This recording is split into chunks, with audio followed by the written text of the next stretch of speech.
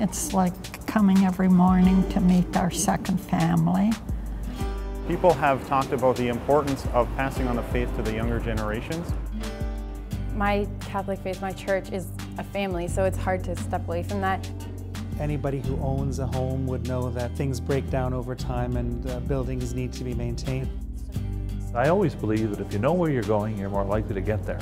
So we have a plan in which we reach out to those who are scattered, who've drifted away from the church, and we strengthen those who are gathered together around the table of the Lord.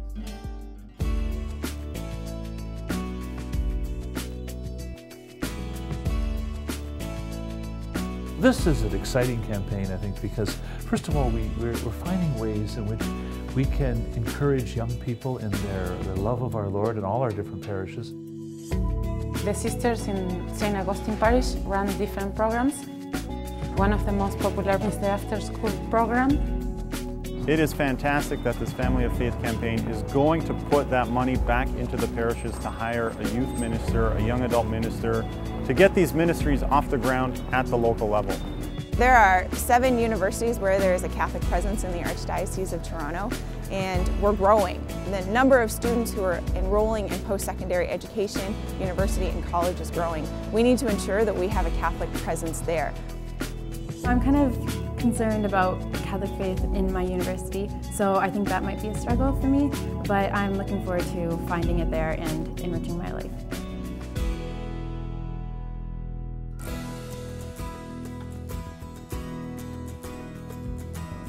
There'll be some energy and financial resources put into the lay ministry programs. We hear a lot from our people that they'd like some sort of ongoing formation in parishes.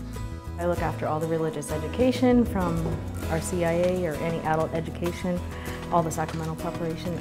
Very few parishes actually have a lay person employed full-time, particularly a lay person who's theologically trained and is a professional. The Lay Pastoral Visitors Training Program prepares our parish volunteers to provide pastoral visits and bring Holy Communion to the sick and the shut-ins of our parish communities. The training program for the bereavement ministry provides consolation and hope to a family in a time of grief and loss.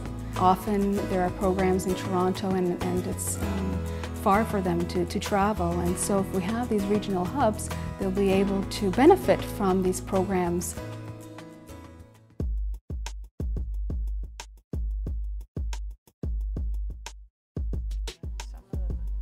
We are going to help people present our message of faith and the message of the gospel in this world by training people to be able to do that in public.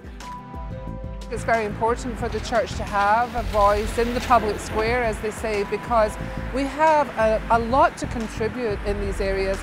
These end-of-life issues and euthanasia, they're not going to go away. I think more and more new technology will probably present us with some different questions. We're looking to set up 10 communication hubs around the Archdiocese of Toronto. Geographically, our diocese is very large, and we're hoping that this is going to bring us together as a family of faith. There may be a faith formation class that's happening in Penetanguishene, in Oshawa, in downtown Toronto. We can connect people with a video link and allow them to share information. Today, maybe even those who go to church, they may not pick up a bulletin, or they may pick up a bulletin and lose it on the way home. But everyone will spend some time in front of the computer. And so when each parish is able to provide some kind of a website, then I think it's the best way of entering the homes. I'm used to using my smartphone. I can look up a movie time for Saturday night, and so I want to be able to look up a Mass time for Sunday morning.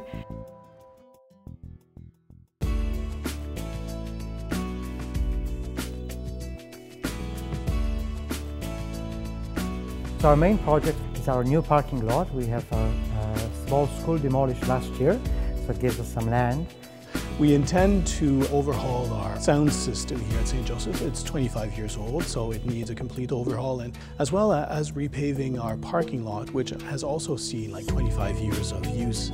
We replaced the roof on the rectory and the parish centre, and one of the things that we're very concerned about now is just trying to make the building accessible to everyone so that those with wheelchairs will be able to enter and so on.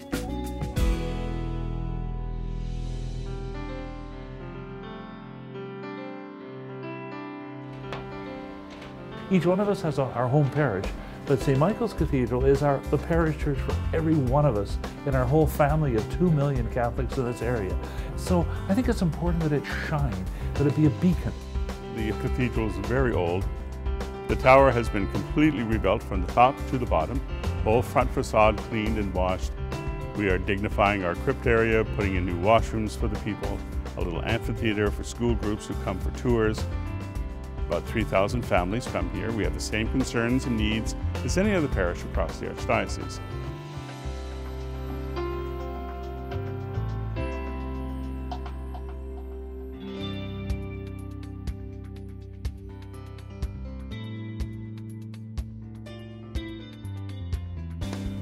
Part of the Family of Faith campaign is to have a fund for starting new churches, new parishes. We have been building one church every year. That's a great sign, that's a great witness to our society of the growth and of our faith and people who are committed to Jesus and they come together. It will be somewhere between $11 and $14 million, so that's expensive, and for new parishes it's not easy to get that money and build a new church.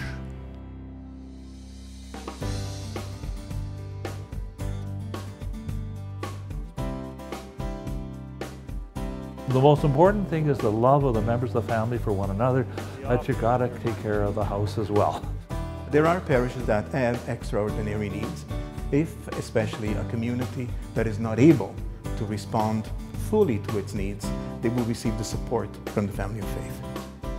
We're all joined together by the fact that we're all part of this family of faith, the Roman Catholic Archdiocese of Toronto. In the very earliest days, St. Paul wrote to the people of the community in Galatia, and he said, "So then, whenever we have an opportunity, let us work for the good of all, and especially for those of the family of faith." These words, they speak to us today as well. You know, when you look at the spiritual aspect and the blessings that all of us have had, it just calls us to be thoughtful, to be understanding of the needs of others. And when we address the needs of others, there's always a financial component to it. And it's now time for us to step up to the plate. We need to be Christians who aren't just simply there kind of on autopilot or kind of passively, but people who are really engaged. And we do that by the gifts of ourselves, of our time, also financially, and in the way in which we commit ourselves passionately and directly to the mission of the gospel. We need to ensure that the family of faith that we are building today is here 50, 100 years down the road for the generations to come. We all belong to one family, and together we're responsible for the welfare of that family. And this campaign helps us to make sure that we have the tools necessary for our family to continue to thrive in the future. Oh, we loved it, every minute of it. It's been very good to us, the church.